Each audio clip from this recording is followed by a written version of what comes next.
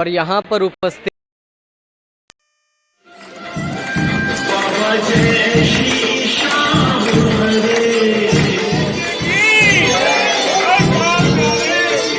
एक ही डाल पे 3 पत्ते और तीनों में एक जैसा सुराग और एक हर गांव के नाम के पीछे कोई ना कोई उद्देश्य जरूर। इस पूरे क्षेत्र का नाम वीर बर्बरीक के नाम से ही पड़ा है। तब उस समय के लोगों को वीर बर्बरीक कहना नहीं आया, याद नहीं रखा गया, या आप ऐसा समझ लीजिए कि उनको कहना नहीं आया सही से। तब इसका नाम आज के दिन वीर बर्बरीक, वीर बर्बरान के नाम से, इस गांव से नाम से ये गांव है। खाटू के अंदर, खाटू में श्याम धनी प्रकट हुए, तब खाटू श्याम हुए, लेकिन यहाँ पे वीर बर्बरीक के नाम से गांव है। मेरा नाम अंकित त्रिपाठी और आप देख रहे हैं न्यूज़ आपके साथ। आज हम आए हुए हैं बीड़ बब्रान के मंदिर पे। जी हाँ, ये स्थित है तलवंडी राणा के पास में स्थित है और बीड़ बब्रान के नाम से यहाँ पर गांव है और इसी मंदिर के नाम पर इस गांव का नाम पड़ा है। इसके बारे में और भी जानेंगे, इसके इतिहास के बारे में जानने की कोशिश करेंगे। आपको साथ ही इस मंदिर के अंदर दर्शन भी करवाएंगे, साथ ही वह पीपल भी दिखाएंगे जिसमें आज भी उनके पत्तों पर छेद देखने को मिलते हैं, क्योंकि वीर बब्रान द्वारा यहाँ पर उनको तीरों से छेदा गया था। तो आइए यहाँ के जो कुछ मेंबर हैं उनसे भी बात करेंगे और जानने की कोशिश करेंगे यहाँ के इतिहास को ज़्यादा से ज़्यादा। तो आइए चलते हैं मंदिर के अंदर। तो हम आ चुके हैं यहाँ पर मंदिर के अंदर और यहाँ पर उपस्थित जो कमेटी मेंबर्स हैं और भी अन्य लोग हैं, उनसे यहाँ के इतिहास के बारे में और भी डिटेल में जानने की कोशिश करेंगे। तो आइए जानेंगे इतिहास के बारे में। और भी हमारे साथ सर जुड़े हुए हैं, उनसे जानने की कोशिश करेंगे यहाँ के इतिहास के बारे में पूरी डिटेल। तो सर, पहले तो आपका बहुत बहुत स्वागत है हमारे चैनल पर। जय श्री श्याम जी। अपना पूरा परिचय दें पहले। मेरा नाम विनय शर्मा, विनय आनंद शास्त्री, बीड़ बब्रान धाम पुजारी, निज मंदिर परिवार। ठीक है जी। और आप जिस जगह बैठे हैं उस जगह का नाम है बीड़ बब्रान और श्याम जी का नाम था वीर बर्बरीक। पहली बात तो ये कि 2 वर्ड का यानी 2 शब्दों का नाम किसी गांव का मिलेगा आपको। आप कितने भी गांव देख लीजिए, एक ही वर्ड का नाम मिलेगा। वीर बर्बरीक से हुआ बीड़ बब्रान। तो आप कहना चाहते हैं जो बीड़ बब्रान गांव पड़ा है वो इसी स्थान के नाम पर पड़ा है? हाँ जी, श्याम जी के नाम से इस स्थान का नाम पड़ा है। इस पूरे स्थान का नाम ही श्याम जी के नाम से है। तो हमें थोड़ा बताइए कि इस स्थान की शुरुआत कैसे हुई, थोड़ा शुरुआत से परिचय कराइए। ये स्थान जो है महाभारत कालीन है। ये वो स्थान है जहाँ वीर बर्बरीक यानी श्याम जी की और कृष्ण जी की प्रथम भेंट हुई, जहाँ वीर बर्बरीक को कृष्ण जी ब्राह्मण के वेश में मिले। और जब वीर बर्बरीक 13 साल के थे, महाभारत के युद्ध में जा रहे थे, तो उस ब्राह्मण ने यानी कृष्ण जी ने वीर बर्बरीक को रोक लिया कि कहाँ जा रहे हो। तो वीर बर्बरीक ने बताया कि बर्बरीक मेरा नाम है और पांडव कुल का लाल, भीमसेन मेरे पिता है और हेलवती मेरी मात। बोले कहाँ जा रहा है? बोले युद्ध में जा रहा हूँ। क्या करेगा? युद्ध देखूंगा भी और युद्ध लड़ूंगा भी। बोला तेरे पास 3 तीर हैं तो तू युद्ध में लड़ेगा कैसे? वहां तो बड़ी बड़ी सेना आएगी। अब बर्बरीक कहता है कि महाराज मेरे एक तीर में इतनी शक्ति है कि मैं पूरा ब्रह्मांड एक तीर से खत्म कर सकता हूँ। अब ब्राह्मण कहता है, हंसता है ब्राह्मण जोर से। फिर ब्राह्मण कहता है कि ऐसी शक्ति मैंने कभी नहीं सुनी और ना कभी देखी। अब बर्बरीक कहता है कि महाराज आपको नहीं जचता है तो आप परीक्षा ले लीजिए। तो ब्राह्मण देवता ने चारों तरफ जब नजर को घुमाया तो एक बड़ा सा पीपल का पेड़ दिखाई दिया। अब ब्राह्मण देवता ने बर्बरीक से कहा कि बर्बरीक अगर तेरा एक बाण सारे इस पीपल के पत्तों को बीन देगा तो युद्ध में जा सकता है, नहीं तो अपने घर जाएगा वापस। तो बर्बरीक कहता है ठीक है महाराज। अब जब बर्बरीक ने आंख बंद की और बाण का संधान किया तो इतने में उस ब्राह्मण देवता यानी कृष्ण जी ने एक पत्ता तोड़ा पीपल का और पांव के नीचे दबा लिया। जब बर्बरीक का बाण चला, क्योंकि जब बाण का संधान हुआ तो वो पत्ता भी उसी पेड़ में था, तो सीधी सी बात है कि जब बर्बरीक का बाण चलेगा तो उस पत्ते में भी छेद होना चाहिए। जैसे ही बर्बरीक का बाण सारे पेड़ के पत्तों को बींध के और 7 लोग ऊपर और 14 भवन नीचे के घूम के जैसे कृष्ण जी के पैर के पास उस ब्राह्मण के पैर के पास आने लगा, तो बर्बरीक ने हाथ पकड़कर खींच लिया कि महाराज पैर हटा लो नहीं तो पैर भी बीन देगा। अब वो ब्राह्मण देवता यानी कृष्ण जी सोचते हैं कि अगर ऐसा हो गया जब मैं एक पत्ते को अपने पाँव के नीचे, जहाँ मेरी पगथली में, जहाँ मेरे प्राण है, अगर मैं उस पत्ते को वहाँ नहीं बचा सका तो पांडवों को युद्ध में इससे कैसे बचा लूंगा? क्यों पांडवों को युद्ध में बचा लूंगा? क्योंकि ये हारे का साथी है। हारेंगे कौरव और ये कौरवों को जिताएगा।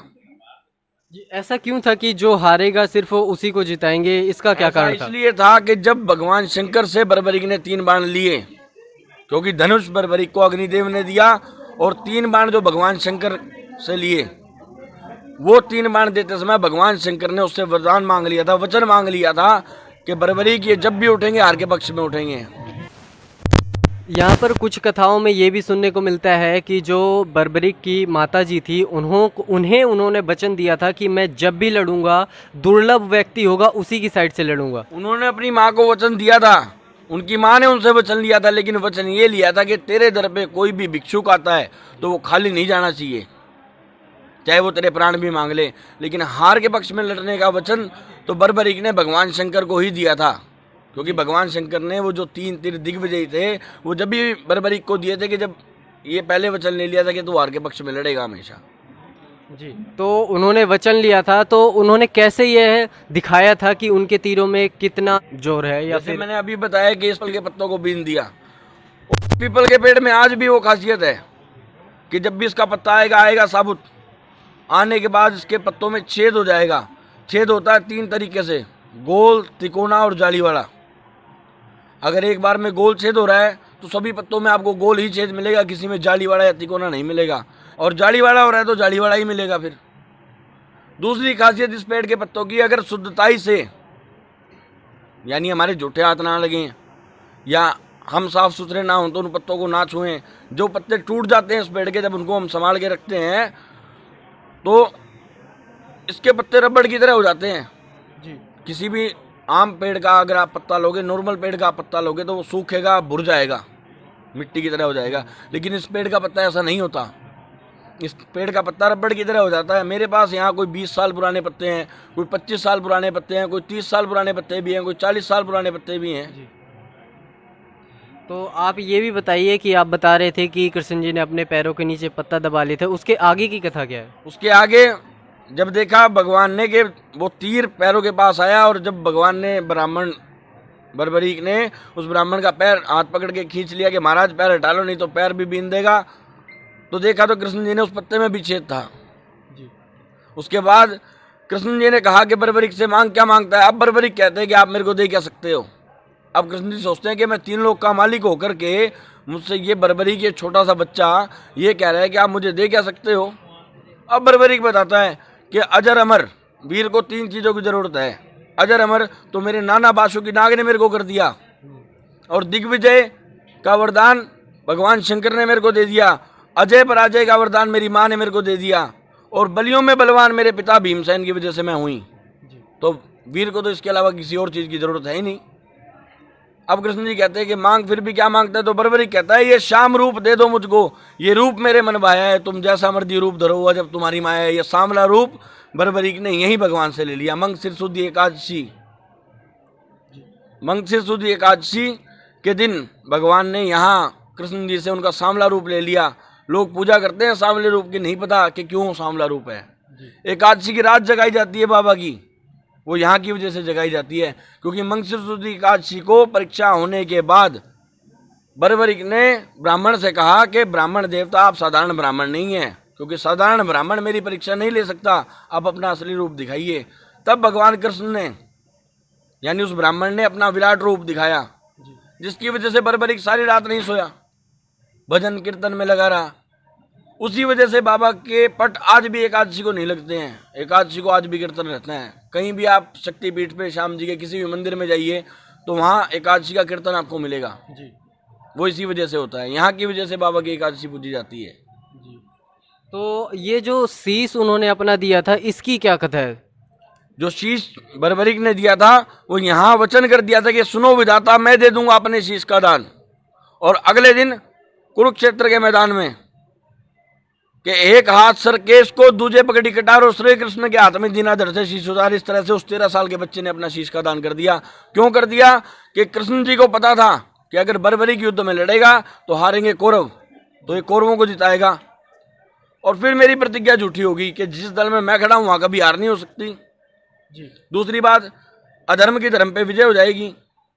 तो दोनों प्रतिज्ञाएं भगवान झूठी तो नहीं करवा सकते। तो कृष्ण जी ने खेल रचा कि बर्बरीक, यहाँ वीर तो 3 ही हैं, तू, मैं या अर्जुन। अब बर्बरीक कहता है हाँ महाराज। तो बोला ये रणभूमि एक वीर के शीश का दान मांगती है, तू चाहता है कि तेरे कुल की विजय हो, तो ये रणभूमि एक वीर के शीश का दान मांगती है, तो शीश देगा कौन, तू, मैं या अर्जुन।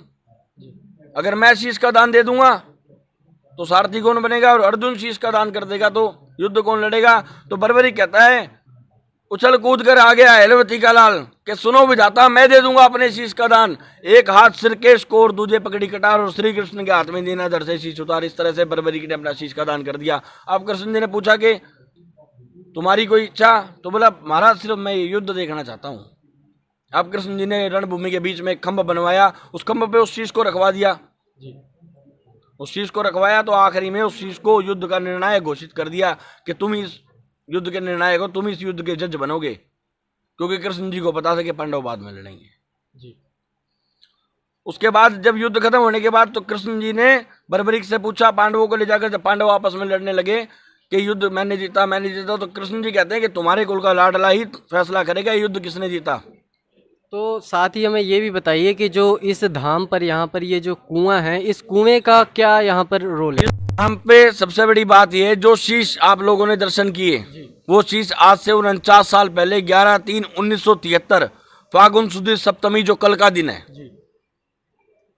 उस दिन ये शीश यहाँ से प्रकट हुआ। मेरे दादाजी पंडित राम गोपाल जी शर्मा ने उस शीश को यहाँ से प्रकट किया। ये शीश किसी कारीगर का बनाया हुआ नहीं है। ये शीश, ये अवन कुंड जहाँ बैठे हैं गद्दी के पास, इस अवन कुंड की जगह से ही स्वयंभू प्रकट है। तो हमें साथ ही ये भी, मेरे दादाजी यहाँ आए 1973 में। मेरे दादाजी बचपन से भक्ति करते थे, उनके पास नवदा भक्ति थी, यानी 9 सिद्धियां थी, जिन 9 सिद्धियों की वजह से उनको इस तपोभूमि का दृष्टांत हुआ स्वप्न में। और स्वप्न में दृष्टांत होने के बाद यहाँ से आवाज आती है कि मेरा शीश है, यहाँ से मुझे प्रकट करो। मेरे दादाजी से पहले काफी लोग आए जो कहते थे कि यहाँ शीश हम प्रकट करेंगे, लेकिन गांव के लोग कहते थे कि यहाँ तेरे जैसे बाबे वो होता है। यहाँ आकर उन्होंने तपस्या की, स्थानीय लोगों ने यहाँ खुदाई की, जब जाके बाबा का शीश 9वें दिन 11/3/1973 को फागुन सुदी सप्तमी में प्रकट हो गया था।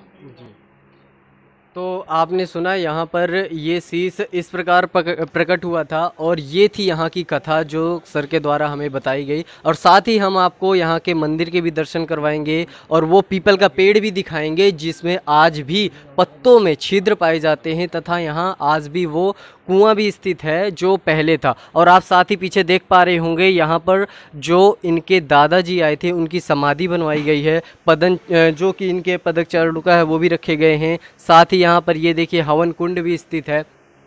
तो आइए आगे आपको दिखाएंगे मंदिर के अंदर का।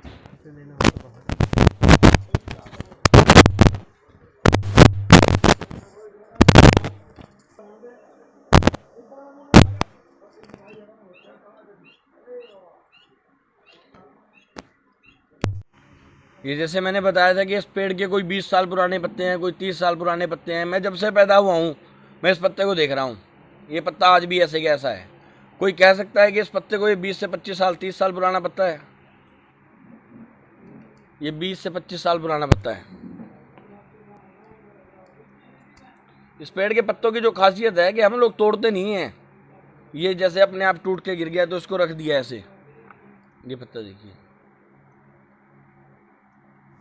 एक डाल में अगर 6 पत्ते हैं और 6 पत्ते में पहले पत्ते में इस जगह सुराख है, तो उस डाल के 6 पत्तों में इसी जगह सुराख मिलेगा, चाहे साइड चेंज हो जाए।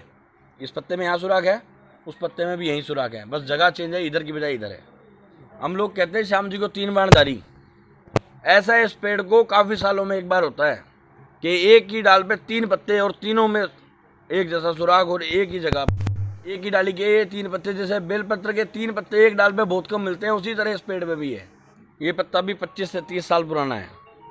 ऐसा सुराख इसी पत्ते में मैंने आज तक देखा है। इससे पहले मैंने किसी पत्ते में ऐसा सुराख नहीं देखा कि सुराख में से भी सुराख है। ये वो पीपल का पेड़ है जिसपे बर्बरीक ने अपनी परीक्षा दी। श्री चंद जी शर्मा डुगराना वाले भादरा के पास आज भी हैं वो। उनकी 90 साल से प्लस उम्र है। जब वो 10-12 साल के थे, वो जब से बाबा की भक्ति में लगे हैं। उनके बाद है सिलीगुड़ी का एक परिवार, उनके बाद है मेरे दादाजी, जब इस प्रतिमा का प्रकट्य यहाँ हुआ। का परिवार कह रहे मेरे हैं पास थोड़े दिन पहले मेरे ताऊ जी के मित्र हैं, उन्होंने इस पेड़ का 47 से आज 49 साल कह सकते हैं, 49 साल पुराना पत्ता मेरे को दिया है। रामशरण जी सिंगल हिसार निवासी आज भी हैं। ये इस पेड़ का 49 साल पुराना पत्ता है। यानी कि आप कहना चाहते हैं आज भी इसमें लचीलापन है, आज भी लचीलापन है। इस पेड़ की पत्तों में खासियत यही है कि पत्ता सूख जाएगा, टाइट नहीं होगा, नहीं। जैसे किसी भी पेड़ का आप नॉर्मल पत्ता लोगे तो वो भुर जाएगा। हाँ, अन्य पेड़ का पत्ता सूखने के बाद भुर जाएगा, लेकिन ये रबड़ की तरह हो जाता है, भुरता नहीं। पेड़ जो ये पेड़ कटा हुआ पेड़ आप देख रहे हो, हम इस समय जमीन में 10 से 12 फुट ऊपर बैठे हैं। ये पेड़ जोड़ी के किनारे होता था, तो जोड़ी जहाँ भी होती है वहाँ गहराई होती है। बरसात का पानी यहाँ इकट्ठा होता था, जंगली जानवर, गायें, भैंस या गांव के लोग भी इस जोड़ी का पानी पी के गुजारा करते थे। क्योंकि इस कुएं को, जो यहाँ प्राचीन कुआं है, इस कुएं को संत पूर्णमल का श्राप है कि इस कुएं का यानी इस 1100 किले का पानी कभी भी पीने लायक नहीं होगा। ये 1100 किले पहले ऑस्ट्रेलिया भेड़ फार्म के अंडर थे, फिर ये रामधन बीज फार्म को मिले और अब ये लुवास को मिल गए। रामधन बीज farm HAU Haryana agriculture university. क्यों श्राप था? ये श्राप इसलिए था कि एक पाली अपनी गाय भैंसों को यहाँ पानी पिला रहा था, और वो बाबा जी गर्मी में जब आए तो उस बाबा जी ने कहा कि बेटा मेरे को पानी पिला दे, तेरी गाय ने हटा दे ताकि मेरे झूठो पानी इन पर ना गिरे। तो पाली ने बाबा जी को गाली निकाल दी कि जा मोटिया तेरे पर का बहुत देखा। बाबा जी ने फिर हाथ जोड़ के कहा कि बेटा पानी पिला दे। फिर बाबा जी को पाली ने फिर गाली निकाल दी कि तेरे पर का मोटिया बहुत देखा, तन देखा मेरी गाय भैंस चिमक जाएंगी। अब बाबा जी कहता है जा आज के बाद तू भी पी ले, तेरी गाय भैंस भी पी लेगी और तेरा काम भी पी लेगा। जैसे ही बाबा जी घूमते साथ ही गायों ने और भैंसों ने पानी से मुंह उठा लिया। उस दिन से आज तक इस कुएं का पानी जहर जैसा खारा है। यहाँ इस कुएं का पानी तो पीने लायक है ही नहीं, ये जमीन बंजर है। लेकिन जितनी जमीन यहाँ बाबा के अंडर में है, जितनी जमीन मंदिर ने अपने यूज में ले रखी है, बाबा के यूज में ले रखी है, उस जमीन में उगता भी सब कुछ है। पानी के 3 हैंडपंप है जिसका सभी भगत पानी भी पीते हैं। उसके अलावा यहाँ कोई पानी नहीं है। इस 1100 किले में कुछ नहीं उगता है, बंजर पड़े हैं। इस कुएं में नीचे एक सुरंग है जिसकी दीवार पे आज भी पांडुलिपि शिलालेख लिखा हुआ है। जो यहाँ के पुराने बुजुर्ग थे वो बताया करते थे कि ये पांडुलिपि है, यानी ये कुआं भी महाभारतकालीन है। तो यहाँ पर जो धाम में पानी का स्रोत क्या है, फिर कैसे? पानी का स्रोत 3 हैंडपंप है यहाँ, उनसे पानी आता है। तो यहाँ पर जो भी पानी यूज करते हो आप उन्हीं 3 हैंडपंपों से यूज करते हो? बिल्कुल उसी से होता है। ये पेड़ आज से 6.5 साल पहले गिर गया था। सेम की जमीन होने के कारण यहाँ पानी 1.5 फुट ऊपर है जमीन में। उसकी वजह से पेड़ आज से 6.5 साल पहले गिर गया था।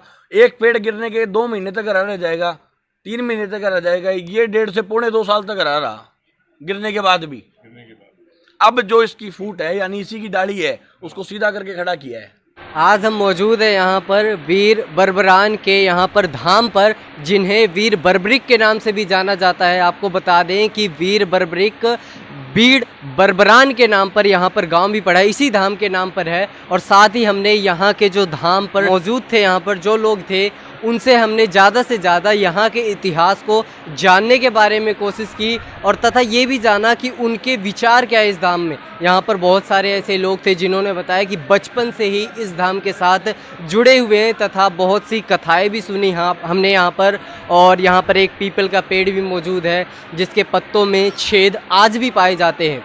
कुछ साल पहले ये पेड़ गिर गया था और इस पेड़ को दोबारा से काट छाट कर लगाया गया है, लेकिन साथ ही इसमें एक पेड़ और पनप रहा है। और ख़ास बात ये है कि उस पेड़ के पत्तों में भी छेद पाया जाता है। जी हाँ, उस पेड़ के पत्तों पर भी छेद है।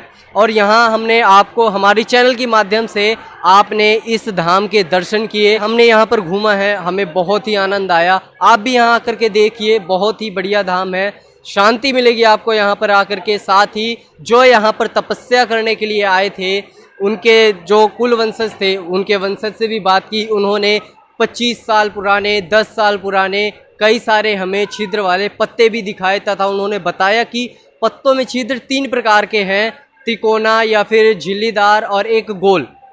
बहुत सारी यहाँ की कथाएँ हैं। ज़रूर बताइए हमें कैसे लगी आपको ये वीडियो। फिर मिलेंगे एक नई न्यूज़ के साथ, तब तक के लिए देखते रहिए न्यूज़ आपके साथ।